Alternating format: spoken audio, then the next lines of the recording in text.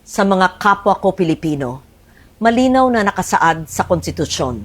Walang sinumang senador ang maaaring lehitimong tumayo bilang Pangulo ng Senado batay lamang sa 12 boto. Ito ay pinagtibay sa ilalim ng 1987 Constitution. Sa Article 6, Section 16, Subsection 1 ng 1987 Constitution. The Senate shall elect its president by a majority vote of all its members. Ang ibig pong sabihin, makakapaghalal lamang ng isang Senate President kung makakuha siya ng mayoryang boto ng lahat ng miyembro ng Senado. Ayon po sa konstitusyon, 24 ang kabuuang bilang ng mga halal na senador. Kaya naman, 13 po ang kinakailangan para magkaroon ng mayorya. Nakalagay din sa alituntunin ng Senado sa Rule 2, Section 2, na the officers of the Senate shall be elected by the majority vote of all its members. Ang mga opisyal po ng Senado ay ang Senate President, Senate President pro tempore, Senate Secretary, at Sergeant at Arms.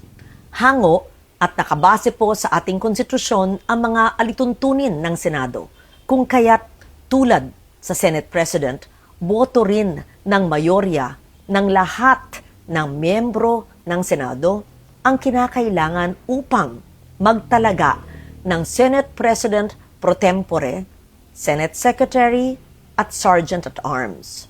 Malinaw, 13 boto ang kailangan. Sabi din po sa Rule 15, Section 44 ng alituntunin ng Senado na except during the election of officers, a majority of the senators shall constitute a quorum. Simple lang po ang kahulugan nito. Iba po ang bilang na kailangan para sa quorum. Iba rin po ang bilang na kailangan para po sa eleksyon. Kapag eleksyon po ng mga opisyal ng Senado, kailangan ang mayoryang boto ng lahat ng miyembro ng Senado upang sila'y mahalal.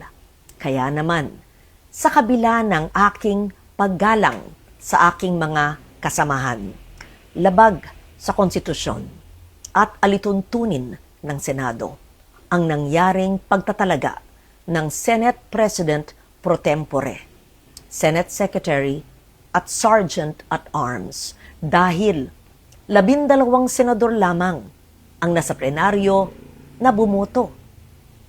Kulang ng 1 boto para masabing mayorya ng lahat ng miyembro ng Senado ang bumoto para sa pagbabago ng liderato. Samantala po, sa chairmanship naman ng mga komite ng Senado, malinaw din ang saligang batas sa ilalim ng Article 6, Section 16, Subsection 2, kung saan sinabi na, a majority of each house shall constitute a quorum to do business. Ibig sabihin po, 13 senador din ang kinakailangan na kabilang sa sesyon ng Senado upang makagawa ng anumang opisyal na gawain o quorum, kung kaya't labag din po sa konstitusyon ang naganap na pagdeklarang bakante at pagtatalaga ng mga chairperson sa mga ilang komite.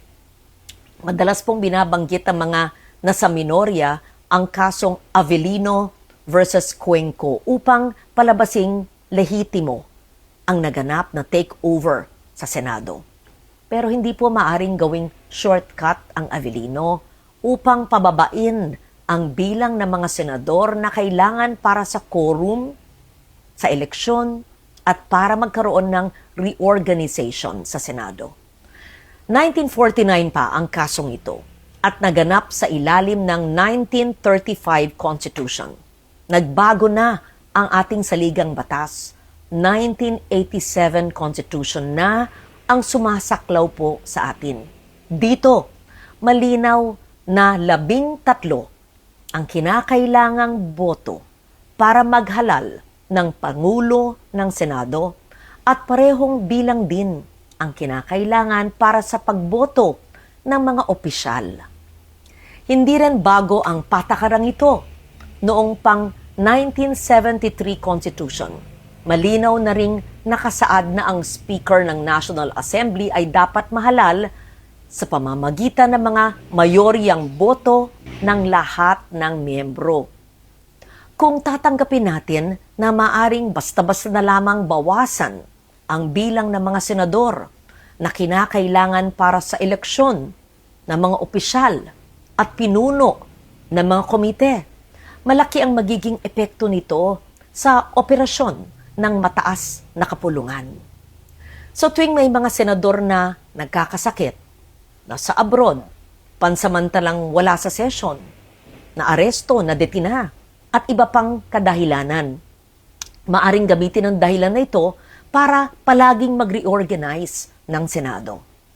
Pag nangyari po yun, hindi na representasyon ng taong bayan. Interes at issue ng panahon ang magtatakda kung sino ang nasa mayorya at mga opisyal ng Senado.